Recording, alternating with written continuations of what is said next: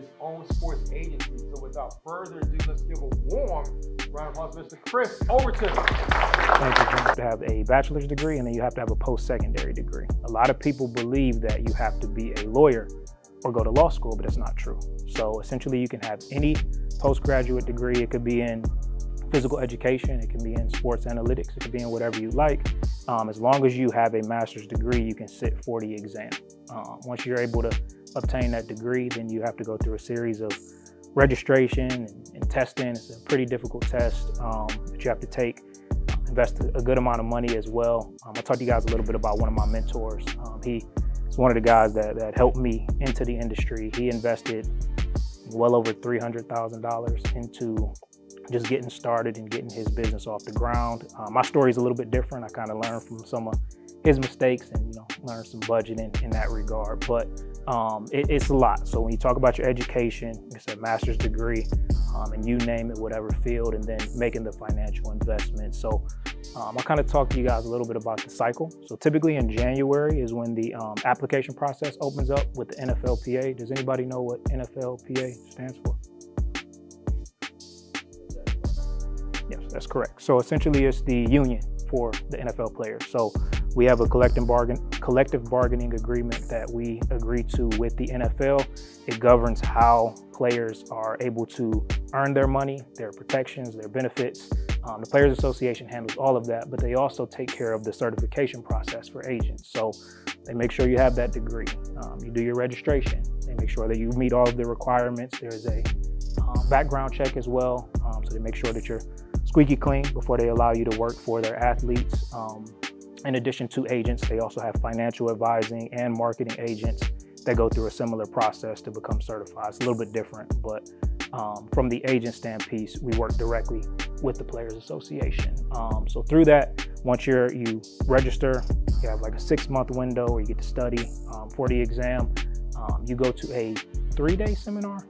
When I got registered, it was COVID, so I was at home, kind of just on a computer. But now that we're back in person, it's a 2 to 3 day seminar.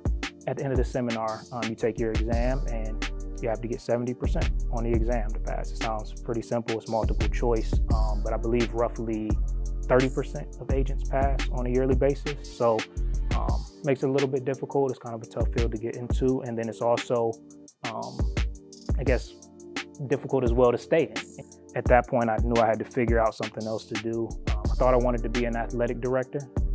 Kind of changed my mind throughout that process. So once I started to deal with some injuries, some of my teammates actually would ask me, because they knew I had a business background, they knew I kind of had some connections and some network in the space, they would ask me to come visit with them and actually interview their agents with them. So I would go sit with them and help them interview who they were looking to speak with. And through that, I made a few connections, rubbed some elbows with some good people.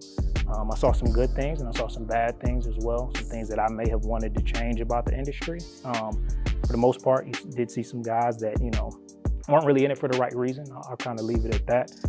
But through that process, I started to meet some people, and that's the biggest part as to how to become an agent. You have to have the connections, you have to have the right people, because it's an industry that's tough to crack into. There are a lot of huge conglomerate agencies. You talk about CAA. We talk to a lot of NFL teams, general managers, scouts.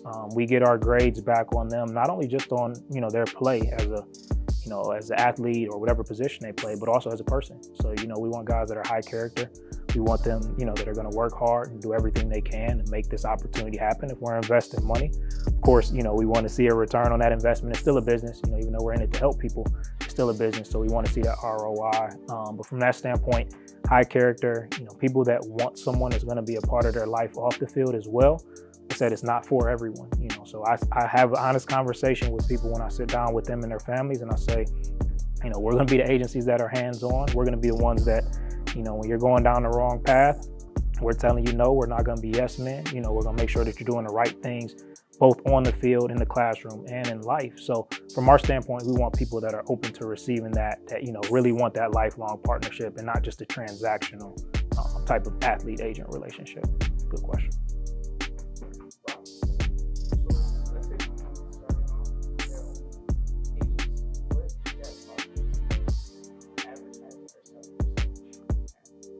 Definitely, yeah, that's a big one. So social media is huge now.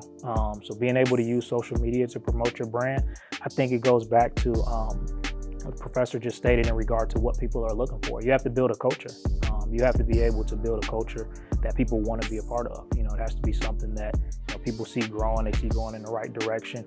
It's a big referral-based business. So from our standpoint, it was about, I have a screenshot in my phone I can show you where we had 10 followers on social media, and it's about taking that and saying, okay, I know, it doesn't look like we're growing right now, but, kind of just getting off the floor and continuing to be persistent. That's a big part of the agency business as well, is persistence is key, because it only takes one athlete to be right. You get the right guy, you get, like I said, the Patrick Mahomes or, the Tom Brady 6th-round draft pick, and that can skyrocket your career from there. So that's a big piece, is social media, using that to leverage, your brand, getting your brand out there. It's free promotion at the end of the day. So, being able to get in front of guys from that standpoint, and I think being there in person as well. I think we live in such a digital world now.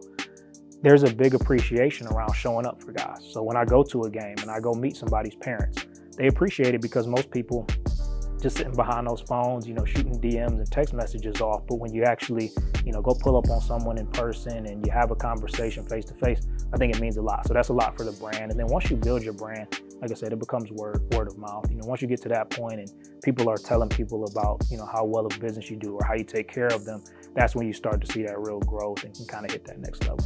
Definitely. You can reach out to as many people as you like. There isn't really any restriction with that. You want to be creative. You want to take things to another level. We talked a lot about LeBron already, and his endorsement deals go as far as purchasing ownership in teams, in Manchester United or whoever the case may be.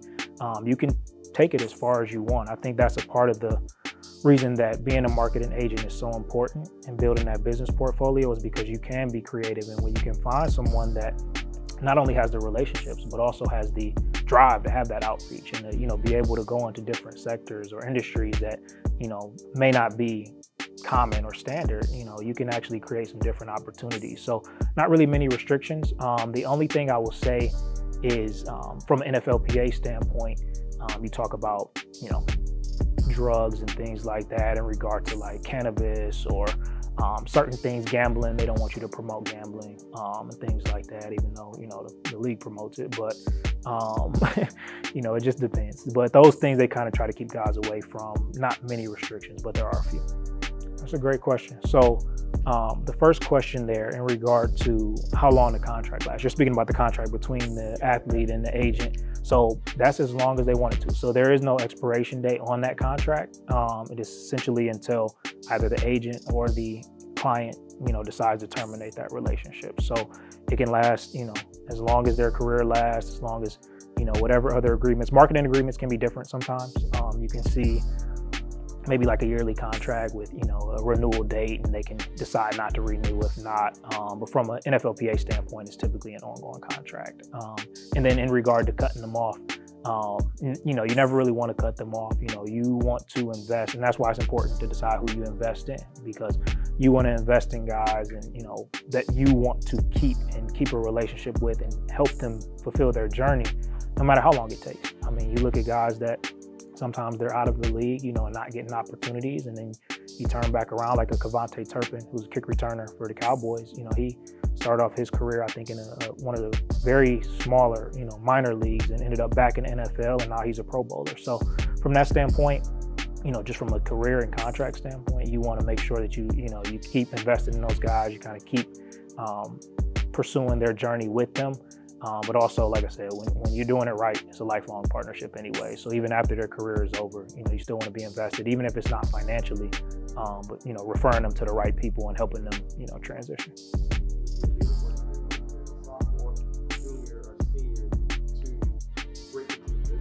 Definitely. That's a great question. So whatever industry you're pursuing, this probably goes for, even past the agent aspect. You either have to be an asset or you have to come with an asset. So like I said, it's hard to break into the industry. There's internships with bigger companies, but like I said, you don't get much of the, real hands-on work or the experience. In the agent business, it's typically about coming, to the table with something to offer. So a lot of these guys, a lot of people that we've seen in the past is, maybe their cousin is Sam Bradford or whoever, and they're able to bring them to the table as a potential guy to bring on. And, that creates opportunity to say, hey, this is my cousin, he's coming with me. How can I learn the industry and how can I get in? That's one of the one-off situations. But outside of that, I would say more so just aligning yourself with professional sports in whatever aspect you can. So like I said, I was working in ticket sales. I was working in ticket sales just because I was close to the game. There was an arena football team as well that we were associated with. And as long as I stayed around the game, I was able to make connections. I think people are the most important piece to breaking into industry. So if you have those relationships, if you have people that, think highly of you or you have a network with, those can typically be the ones that allow you into that industry and allow you to break in, especially an industry that is very tight knit. The NFL is a big fraternity. So, from that standpoint, it's all about who you know. Yeah, so that's a good question. So most of them don't have players associations. So typically anyone can negotiate the contracts. The main ones that have players association would be the NFL, CFL, and then the UFL has just unionized, which was the XFL and the United States Football League. They merged, so they've unionized. So overseas, a little bit different. You kind of have a little bit more flexibility with being able to negotiate those contracts. Most players actually negotiate them on their own. It's just with our agency, to the question that I just answered earlier, we aren't giving up on those guys. So even if they're making, $10,000 playing over in Europe, we're still going to help them and negotiate that contract and make sure that they get maximum value. It's just less restrictions, less limitations in regard to actually being certified and what an agent is considered over there.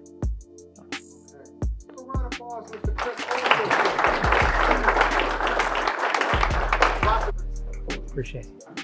This guy was telling me about Jalen. Okay, got you. Nice to meet you, Jalen. I've said, he's the guy who wants to go to law school, but I've said that he has a great personality about himself, in addition to really just want to get into the business in general, and any type of any type of advice that you can give him, whatever. He's graduating in December, but I've always said I can see him being in his business because he has a lot of the tools. But yeah, just anything in general for the most part. What question you have for him, Jay? Yeah, no question. So I know how you said for bigger sports like NFL, you usually recruit from the coaches. Yeah. So is it kind of opposite for NIL, students or college athletes? Do you kind of try to recruit? Directly to the athlete. Yeah, so both you kind of have to go direct to the athlete. Sometimes it just happens that way if you have connections with coaches or scouts or whatever. That's kind of one-off. But mainly you're going directly to the athlete. With NIL, I'll say you really deal with the parents a lot.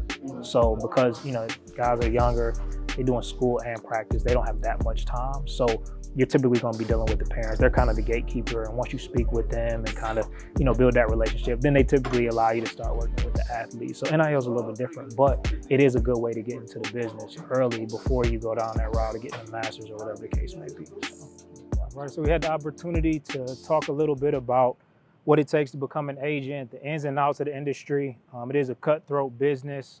It comes with those ups and downs, comes with a lot of investment financially and from a time standpoint, but you put that work in, you align yourself with the right people, can definitely pay off. So hopefully they got something from that, and hopefully we've, inspired some future sports agents